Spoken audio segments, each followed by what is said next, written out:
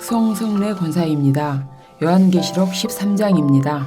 내가 보니 바다에서 한 짐승이 나오는데 뿔이 열이요 머리가 일곱이라. 그 뿔에는 열왕관이 있고 그 머리들에는 신성모독하는 이름들이 있더라. 내가 본 짐승은 표범과 비슷하고 그 발은 곰의 발 같고 그 입은 사자의 입 같은데 영이 자기의 능력과 보좌와 큰 권세를 그에게 주었더라. 그의 머리 하나가 상하여 죽게 된 것 같더니 그 죽게 되었던 상처가 나음에 온 땅이 놀랍게 여겨 짐승을 따르고 영이 짐승에게 권세를 주므로 영에게 경배하며 짐승에게 경배하여 이르되 누가 이 짐승과 같으냐 누가 능히 이와 더불어 싸우리요 하더라. 또 짐승이 과장되고 신성모독을 말하는 입을 받고 또 42달 동안 일할 권세를 받으니라. 짐승이 입을 벌려 하나님을 향하여 비방하되 그의 이름과 그의 장막 곧 하늘에 사는 자들을 비방하더라. 또 권세를 받아 성도들과 싸워 이기게 되고 각 족속과 백성과 방언과 나라를 다스리는 권세를 받으니 죽임을 당한 어린 양의 생명책에 창세 이후로 이름이 기록되지 못하고 이 땅에 사는 자들은 다 그 짐승에게 경배하리라. 누구든지 귀가 있거든 들을지어다. 사로잡힐 자는 사로잡혀갈 것이요 칼에 죽을 자는 마땅히 칼에 죽을 것이니 성도들의 인내와 믿음이 여기 있느니라. 내가 범에 또 다른 짐승이 땅에서 올라오니 어린 양같이 두 뿔이 있고 영처럼 말을 하더라. 그가 먼저 나온 짐승의 모든 권세를 그 앞에서 행하고 땅과 땅에 사는 자들을 처음 짐승에게 경배하게 하니 곧 죽게 되었던 상처가 나은 자니라. 큰 이적을 행하되 심지어 사람들 앞에서 불이 하늘로부터 땅에 내려오게 하고 짐승 앞에서 받은 바 이적을 행함으로 땅에 거하는 자들을 미혹하며 땅에 거하는 자들에게 이르기를 칼에 상하였다가 살아난 짐승을 위하여 우상을 만들라 하더라. 그가 권세를 받아 그 짐승의 우상에게 생기를 주어 그 짐승의 우상으로 말하게 하고 또 그 짐승의 우상에게 경배하지 아니하는 자는 몇이든지 다 죽이게 하더라. 그가 모든 자 곧 작은 자나 큰 자나 부자나 가난한 자나 자유인이나 종들에게 그 오른손이나 이마에 표를 받게 하고 누구든지 이 표를 가진 자 외에는 매매를 못하게 하니 이 표는 곧 짐승의 이름이나 그 이름의 수라. 지혜가 여기 있으니 총명한 자는 그 짐승의 수를 세어보라. 그것은 사람의 수니 그의 수는 666이니라. 하늘에 계신 우리 아버지여, 이름이 거룩히 여김을 받으시오며 나라가 임하옵시며 뜻이 하늘에서 이룬 것 같이 땅에서도 이루어지이다. 오늘날 우리에게 일용할 양식을 주옵시고 우리가 우리에게 죄 지은 자를 사하여 준 것 같이 우리 죄를 사하여 주옵시고 우리를 시험에 들게 하지 마옵시고 다만 악에서 구하옵소서. 대개 나라와 권세와 영광이 아버지께 영원히 싸움나이다. 아멘.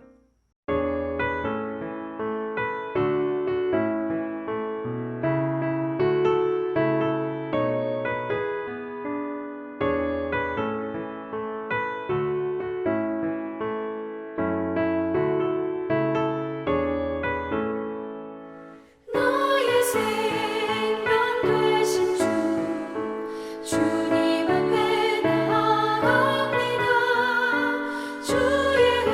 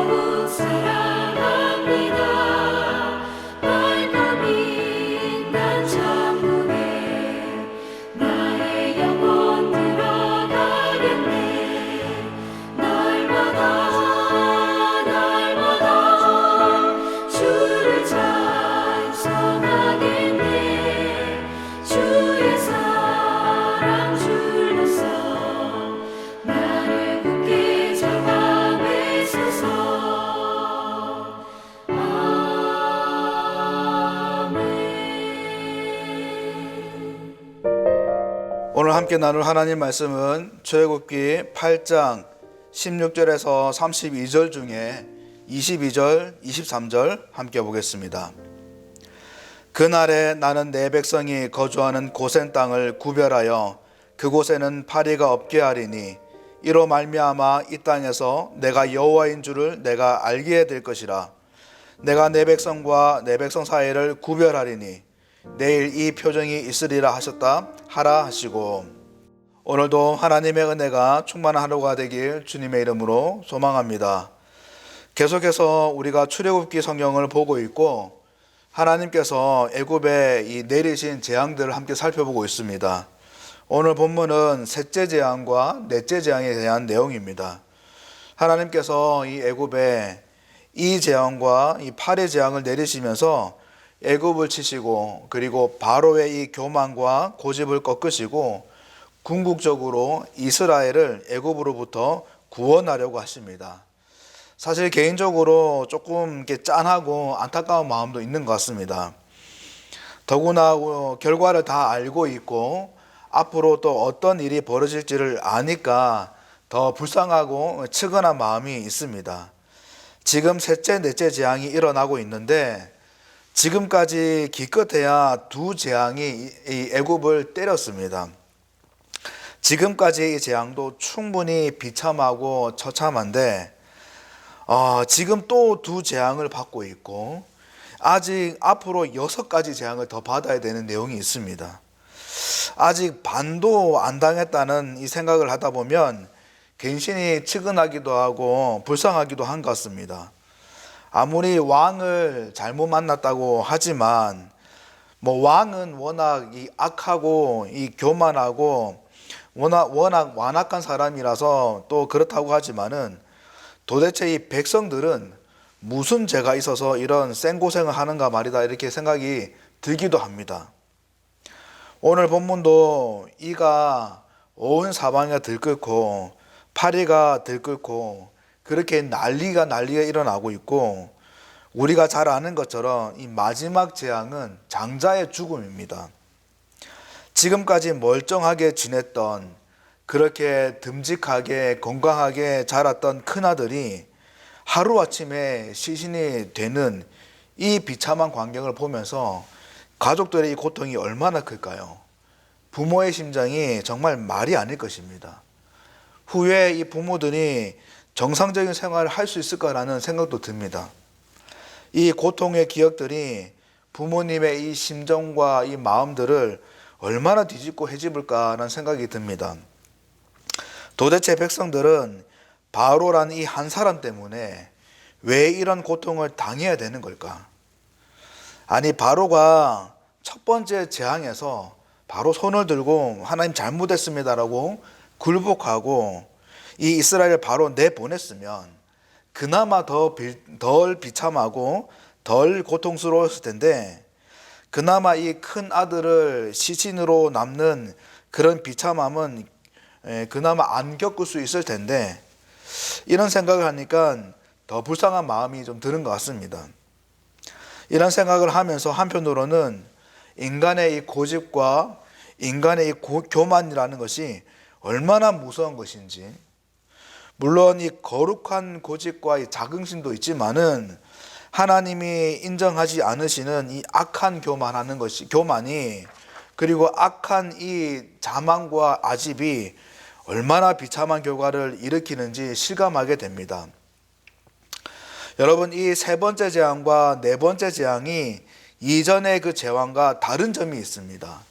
두 가지가 있는데 먼저 애굽의 이 요수사들이 하나님을 이제 인정하게 되었다는 거예요. 그래서 19절에 같이 읽지는 않았지만은 요수사가 바로에게 말하되 이는 하나님의 권능이다 하였으나 바로의 마음이 완악하게 되어 그들의 말을 듣지 아니하였으니라고 적혀 있습니다. 이전 첫 번째 재앙과 두 번째 재앙은 요술사들이 그들의 이 요술로 이 재앙의 현상들을 어느 정도 따라했습니다. 그런데 이제는 따라하지 못하고 하나님의 능력이라는 것을 인정하는 일이 벌어지는 거죠. 그리고 두 번째로 다른 점은 애굽 사람과 이스라엘 사람이 구별이 되고 있다는 겁니다. 그 파멸의 영역과 평안의 영역이 나뉘어지고 있다는 거죠. 본문 21절 22절에 보니까 하나님께서 애굽 사람의 집에는 파리떼가 가득하게 할 것이지만은 고센 땅, 이스라엘 백성들이 거주하는 그 땅에는 파리가 없게 하겠다라고 하나님 말씀하십니다. 그리고 23절에 그래서 하나님께서는 바로의 백성과 하나님의 백성을 구별할 것이다. 내가 내일 이 표정이 일어날 것이다 라고 말씀하십니다. 지금 재앙을 겪고 있는 이 바로나 애굽 사람들에게도 그렇지만은 이 재앙을 보고 있는 이스라엘 사람들에게도 사실 지금 일어나고 있는 이 현상을 통해서 알게 되는 것은 지금 일어나는 이 모든 것들이 단순히 자연의 재해가 아니라 하나님께서 애굽을 치시는 심판이라는 것을 기억하게 되는 것이죠. 하나님이 이 모든 것을 주도해 가고 계신다는 것을 알게 되는 겁니다. 더군다나 본문을 보셔서 아시겠지만은 이 재앙이 사실은 갑자기 뜬금없이 일어나는 게 아닙니다.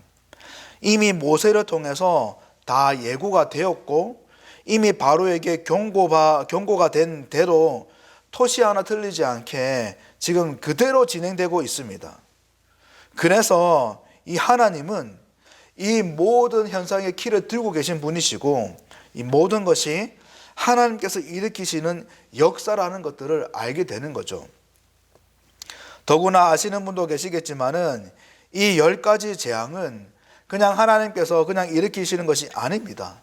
여기에는 중요한 의미가 있습니다. 사실 잘 아시는 분도 계시겠지만 애굽의 종교는 다신교이죠. 그래서 물에 있는 그 신도 있고 심지어 개구리를 섬기는 개구리 신도 있습니다. 이 파리 신도 있어요. 그래서 사실 애굽인들이 신으로 섬기는 이 존재들을 가지고 하나님께서 지금 애굽을 심판하시는 겁니다. 그러니까 애굽의 이 입장에서는 신들이 자신들을 보호하고 지켜줘야 되는데 오히려 그런 신들이 오히려 자신을 파괴하고 큰 고통 가운데 빠지게 하는 그런 택인 겁니다. 이런 모든 것을 통해서 하나님께서는 하나님만 유일한 신이시고 하나님만이 전능자이시고 하나님만이 이 땅의 모든 것을 주관하고 계신다는 것을 깨닫게 하십니다. 그래서 22절 본문에서도 이로 말미암아 내가 여호와인 줄을 너희가 바로가 애굽이 알게 될 것이다 라고 말씀하시는 거죠. 여러분, 그런데 진짜 중요한 것은 하나님이 하나님이시라는 사실을 알아야 되고 시인해야 되고 그것에 대해서 분명히 해야 되는 것은 바로와 애굽인들 뿐만 아닙니다. 사실 그쪽 방면으로 더 분명하고 더 경고해야 될 것은 따로 있습니다. 그들이 누군가 하면 바로 이스라엘입니다. 하나님께서 이 이스라엘을 애굽에서 탈출시켜서 구원시키는 것은 그냥 불쌍해서가 아니라 정말 중요한 목적을 이루기 위해서입니다. 계속해서 모세가 바로에게 요구하는 것처럼 애굽에서 나와 하나님이 지정한 그 산에 가서 하나님께 제사를 드리게 하는 것이죠. 그리고 나아가서 가나안이라는 새로운 장소에서 하나님만 온전히 섬기는 야훼 신앙 공동체를 세워서 만국이 하나님을 바라보게 하기 위해서인 겁니다.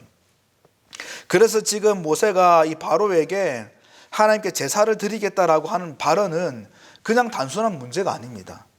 아주 혁명적이고 저돌적인 발언입니다. 왜냐하면은 하나님께 제사한다는 이것은 단지 그 어떤 행위적인 모습만 말하는 것이 아니라 애굽의 이 종교를 등지겠다는 겁니다. 거부하겠다는 거죠. 그래서 결국 애굽의 이 공동체를 떠나서 분리가 되어서 독립하겠다는 겁니다. 그래서 이 선언은 사실 충분히 애굽을 긴장시키는 것이죠. 그리고 사실 이스라엘 민족이 더 긴장하고 더 정신을 차리고 받아들여야 되는 것입니다. 왜냐하면은 이제 이스라엘 이 사람들로 하여금 애굽의 그 영향을 완전히 빼낸 여호와 신앙 공동체를 만들겠다는 선언이기 때문인 겁니다. 그래서 이스라엘은 팔의 재앙이 고센 땅에 일어나지 않는다고 해서 피해가 없다고 해서 그냥 아싸 하고 있을 것이 아니라 사실은 애굽이 재앙으로 심판받을 동안에 지금 암묵적으로 던져지는 숙제가 있다는 것을 캐치해야 되는 것입니다. 하나님이 하나님이심을 그 10년 가운데에, 공동체 가운데에, 자녀들 가운데에 더욱 경고히 해야 되는, 하나님만이 참신이시고 하나님만이 만물의 주인이시고 하나님만이 전능자이심을, 그 하나님이 우리의 하나님이시고 우리는 그 하나님의 백성인 것을, 그래서 우리가 하나님의 백성으로서 더 거룩해져야 되고 더 신앙이 순결해져야 되고 더 믿음이 견실해져야 된다는 그 숙제가 던져지고 있다는 것을 알아야 되는 겁니다. 그리고 그 숙제를 풀어가야 되는 것이죠. 여러분, 우리에게도 이런 숙제가 던져지고 있다고 생각합니다. 하나님께서 오늘 본문 재앙을 보게 하시면서 또 성경 가운데 기록된 많은 하나님의 역사를 보게 하시면서 믿음의 역사를 보게 하시면서 그냥 아하 대단하구나라고 넘길 것이 아니라 이 이스라엘처럼 너희들도 풀 숙제가 있다라고 지금 도전하시는 것입니다. 하나님을 더욱 하나님을 인정하고 하나님의 백성으로서 더 분명하게 살아야 되는 그 숙제가 던져지고 있다는 것을 기억해야 된다는 것이죠. 그래서 하나님 앞에 더 겸손하게, 더 신실하게, 더 거룩하게 살려고 애써야 되는 그 과제들을 우리에게 주시는 것입니다. 간절히 소망하기는 이스라엘에게 던져진 이 숙제가 지금 저와 여러분들의 숙제인 것을 또 기억하시고 우리 자신이 하나님의 백성으로서 또 우리 교회가 하나님의 신앙 공동체로서 더욱더 온전하게 세워지고 더욱더 견고하게 세워지고 바른 모습으로 살아가는 그 은혜가 넘치길 소망합니다. 오늘 말씀에 내가 여호와인 줄을 알게 될 것이다 라고 하나님께서 말씀하신 것처럼 저와 여러분들 통해서 우리 교회를 통해서 하나님께서 하나님 되시는 하나님의 그 전능하심과 하나님의 그 찬란하심과 뛰어나심이 풍성하게 드러나고 선포되는 그 역사가 우리 가운데에 가득하길 주님의 이름으로 간절히 축원드립니다. 기도하도록 하겠습니다. 하나님 아버지, 오늘 하루 새로운 은혜를 허락하시니 감사합니다. 저희들이 하나님 앞에 더욱더 신실하고 온전하게 살아갈 수 있도록 힘을 더하여 주시고 능력을 더하여 주시고 지혜를 허락하여 주시옵소서. 이 재앙을 통해서 이스라엘에게 던져진 숙제가 우리가 풀어야 될 숙제인 것을 기억하고 더욱더 하나님 앞에 코람데오의 삶을 살 수 있도록 우리를 인도하여 주시옵소서. 오늘 하루의 모든 여정들을 함께 의탁드립니다. 성령께서 함께 하시고 우리를 주관하여 주시옵소서. 감사하고 예수님 이름으로 간절히 기도드립니다. 아멘.